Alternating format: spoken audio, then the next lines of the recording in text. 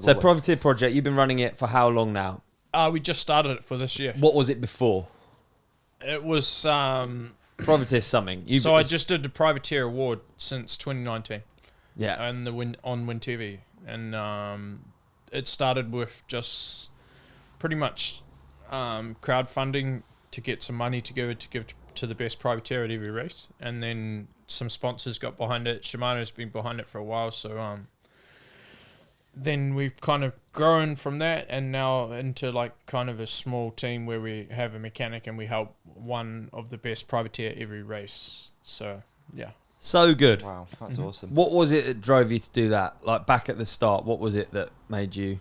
Well, I was a privateer back in 2008 and I just came and did it kind of by myself with no real help. And the few people that give me a little bit of help made such a difference. So just trying to give back now that I'm in a position where I can. So, pretty much it's cool to be able to see those riders that come from not much and end up at the top and try and be there to help a little bit on their journey. That's really nice. Yeah.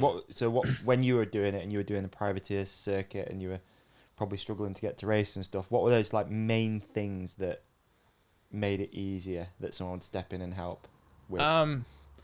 Having somewhere to stay. Yeah. For sure.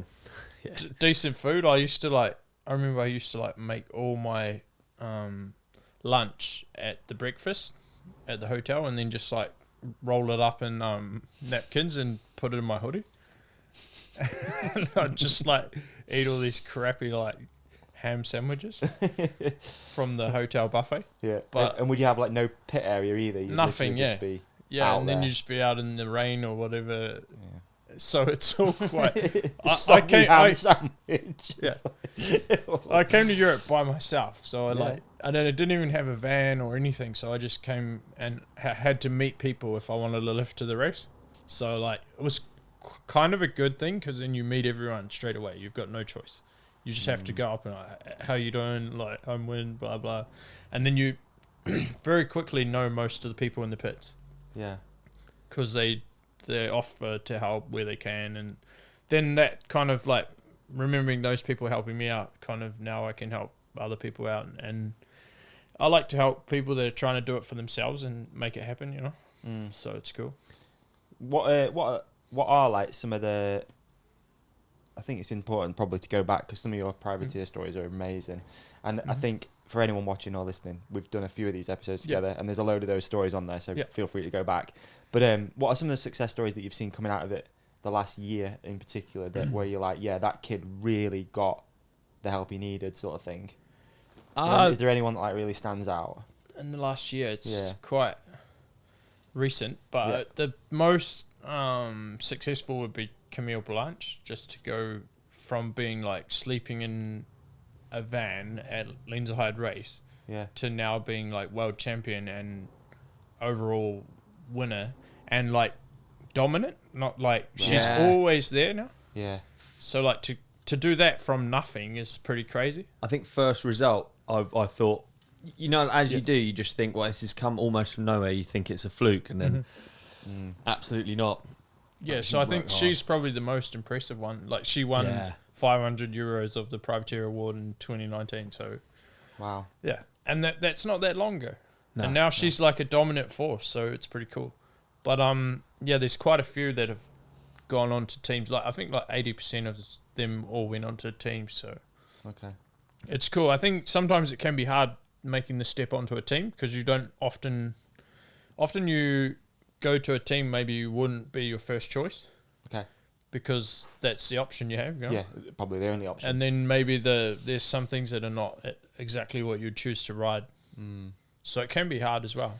I think there's also that middle ground where you're sponsored, you're riding, so you have obligations, you're expected to race, but you don't have anywhere near enough money or no resources to actually make it so possible. you have to be at the races, and from the outside you've got a nice clean jersey on, nice logo on it, but you actually don't have anything. Have ham sandwiches stuffed in your clean jersey. It's harder, yeah. Well, I just had a second-hand Iron Horse Sunday and raced and whatever. I wasn't too worried, so I was I didn't go for the look, but yeah, I had the right bike anyway. Yeah, true. Maybe At that's the a time. good thing though, because it makes you stand out even more. Like I've loved it when you've seen certain athletes, maybe not in downhill. Probably Yeah. there is some. Oh, there's obviously the jeans guy. I can't remember his name. Yeah, off the top. Denim Destroyer. Yeah, Denim Destroyer. Like that really like stands out. Yeah. And there's been a few moto guys that have raced in like white kit with Yeah, no yeah. logos on, because you're like actually, and then people maybe pay more attention because like no, they really need Yeah, some that's- race kit and he really needs some help. That's what I think is like, I don't know, if you're paying yourself to go racing, then you don't need to wear all the brands and all No. this stuff. Because why would you do that? You already look then like you've got support. Yeah. And you want to be looking like you need support, not like you've got support. Yeah. So I think that's a mistake a lot of kids make. They think they need all the stuff the factory riders have, and I don't think you do. Or like factory riders in mountain bike, but Yeah. Do you think it is? Sorry, Ollie. No, go. Do you think it is like, what's the word? Accessible for people to get into downhill now? it's getting less Yeah. accessible. It was very accessible. It still is kind of, but not as much now because you have this semi-final. So you don't go to the final with 60 anymore. No. You go in 60, then 30. So now it's pretty hard to get noticed, I would say. That's a good point. You think they've made it, harder to get noticed, I guess. Yeah, and harder for a privateer. Like, yeah. if only 30 ride in the final, then how many privateers want to line up? At the moment, this year, there's been quite a few, but I think they'll make it harder next year.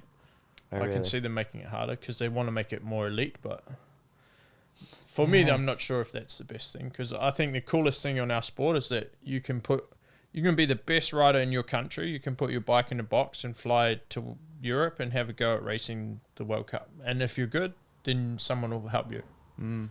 So this is pretty cool, like with our sport, but not many sports you can do that. Like you couldn't do that with motocross; it's too expensive, Yeah. and you can't fly your bike in the plane. Can't So- have a pop at Formula One, can you? No. So that was the cool thing in our sport, and then you could make it accessible to people from all around the world. What would you say? What would you say would be the ideal answer if it was like moving in that direction of like it being more elite? Because there's obviously it's easy to talk about like the things that aren't good, but I guess making it more elite also makes it more like televisable and Yeah. perhaps maybe reaches a bigger Audience, yeah. Yeah, so it could be better. You know, there's like two sides to whatever coin you talk about. What would be the best thing to do if it was to go that way? To have a really good feeder race series, but then how many people want to sponsor someone that doesn't ride in the top series?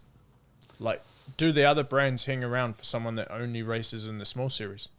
Like, I don't think so. Like, I wouldn't be rushing out to sponsor someone that doesn't race in the top tier series. Like, how many Formula 2 results, unless you're a crazy car fan, you don't follow it. Yeah. Yeah, so true. So, yeah. Yeah, man, it's It's tough. a hard one, It is yeah. a tough one, isn't it? Yeah. It is a tough one because you're literally talking about, changing a sport and making it less accessible, which is going to limit people coming through. And it's like, Yeah. what is the long game with that? There really Yeah. isn't one, is Yeah. there? It doesn't seem like, not that I can think of. Like, what is that? What And does then, that like, look like in 5 years? How many riders at the top now? There's quite a few that have made their way there over a long period of time. And would they have made it? Look at Bernard. Yeah, Bernard and Andy Kolb, like Yeah. perfect examples. Yeah. Would they have made it if they had to start in a lower series? It's hard to say because Yeah. then they might not have had the sponsorships. that Like you say, would've- you go into a sponsor and asking them for help, and they're like, okay, where can I watch you? Yes, You can't. You can't. Okay, so what are we getting for our money? Yeah. It's like social posts and stuff. I guess Yeah. it's kind of cool, but Yeah. yeah, They have it's- to, really stand out from the crowd if they're going to get sponsorship for that. Mm. Do you know Yeah. when we were younger, I feel like there was more coverage of like a broader range of races and events. So it was like the IXS rounds would get coverage in dirt or Yeah. whatever. And for some reason, as we've Doesn't, gone on, and the sport does get bigger and it gets better coverage. It's not like results page and No, a true. picture. No. Like for some reason, you sort of value the other ones less, and yet they're. Yeah, I mean, how many of those sort of races have you done in the past before doing World Cups or alongside World Cups? I started like with a bunch of those like smaller races, and then did a World Cup. So I like built up to that. Yeah. And I think that's another thing kids do now. They don't do any of those other races, and then they kind of try and just do World Cups, which is pretty demoralizing if you don't qualify.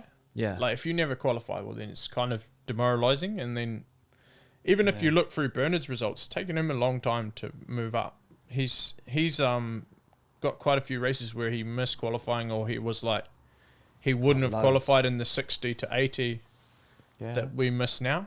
Yeah. So I don't know. It takes a long time to get there for some people. And I think those stories are cooler. Like more people can get behind that. Yeah. Then, like it is cool to watch the junior phenom that comes in and just takes over. But it's cool to see someone make their way to the top. Yeah. Like there's more of a story to tell because it's over a longer time. Yeah, with you. I agree. I guess there's space for other series, like you say. Crankworks springs to mind straight away. I think Crankworks could be a real benefit. They could really benefit from this happening in this situation at the moment, but they need to like maybe make their series a bit more accessible because it's all over the world at the moment. Yeah, it's really hard as well because they're also trying to get views, and it's like it's such a chicken and egg thing. It's almost I sort of feel like sometimes it's like actually how we consume stuff that's changed that's made it worse. So like rather than like blaming big race organisers, it's almost like you're less willing to pay attention. Because I remember reading up on race reports on smaller races, and I didn't necessarily know everyone, but I was just hungry for like more information and find out who the next guy is or whatever. And I almost think it's like we've gone more TikTok-y, more like Yeah, now attention span's way too just short want now. instant, It's like, boom, done. yeah. It's It's like, how do you get around that? That's mega hard. That's a way tougher problem to crack, isn't it? Yes, yeah. But even now with the semi-final and final, the attention span's not there for that either. So. Well, it's kind of. I think Bernard spoke about that quite a bit. It's kind of seems obvious if you look at the views on the YouTube stuff. Yeah. Like people aren't tuning in for the whole thing because it's just too much. Yeah, it's 6 As hours. a spectator, yeah, it's 6 hours, and for you, no doubt, at the races as well. Yeah. Not racing, you're there. It's like Yeah, I've got to watch it. you're watching the whole thing. I've got to watch it because I've got to interview people about what happened. Yeah. And they'll get to the final, I'm like, he was on the last rider. You used to be like peaking for the last rider. And now you're like, here we go. He won. Good. It's like, because you've been watching 6 hours of racing. And it's not the same hype, you know? No. But I think surely that changes. But then you'll just go, they'll just go to 30 qualifying. And then you won't have any semi-final, and then you have your 30 riders. Yeah. So you And just have you'll quality and then less- top 30. Yeah, you'll just have less riders being able to start. I think even to start qualifying. So objectively, what's creating that decision? What are we saying are the reasons for that? What are we saying are the reasons for them choosing to just do 30 riders? I think so they can televise everything, and because it's more elite. Yeah. But yeah, I'm not sure because I kind of liked our sport being accessible.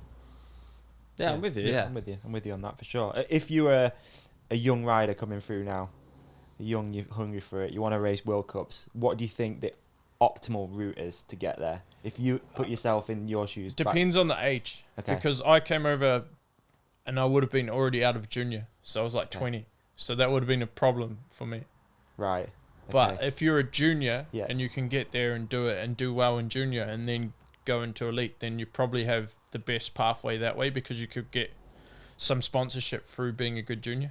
And you probably end up on a team. If you're winning or podium in junior, then you get on a team.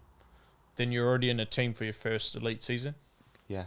And that would be the ideal pathway. But if you're coming in as an elite, it's pretty hard. Fucking hell. Unless you go out and win some races. Yeah. Yeah. Get lucky. Yeah. Or, yeah. Talented, but you know what I mean. Get talented. Get talented. Make the most of a rainy day. Yeah, exactly. That's kind of what I'm meaning. Yeah. Yeah. That's gnarly, innit? Davey sort of already asked. You've already asked this question a bit, but like, what is the thing that makes the change? So from being a privateer, let's say, where are you spending your money?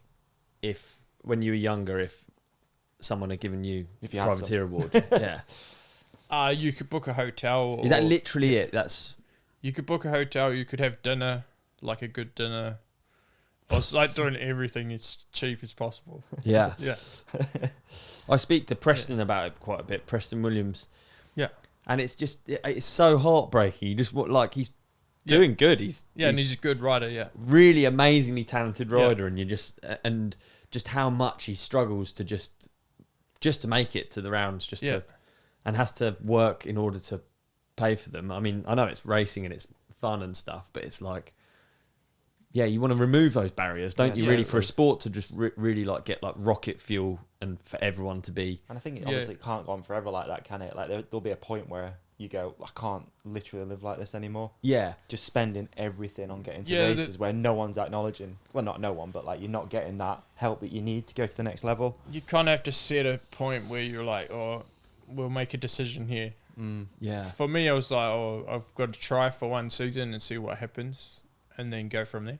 Yeah. And then I already had like a small sponsorship for the next year, and then from there it's like step by step, but it took ages. And then I was doing video stuff from 2010, so like doing Wyn TV stuff at the races, and then I was like, am I ever gonna make any money from this? Like, I was like, well, people don't even see that this is valuable. I used to get views on Vimeo, and I was like, well, this is good, but no one sees any value. And I was like, is this ever gonna? You were early then, man. Yeah, you were super early with that stuff. Yeah. Holy. Did you enjoy this clip? If so, please like and subscribe. The full episode is available by hitting one of the links on the screen right now, or type The Ride Companion into your favourite podcast app. We've even put links in the show description for you. Cheers!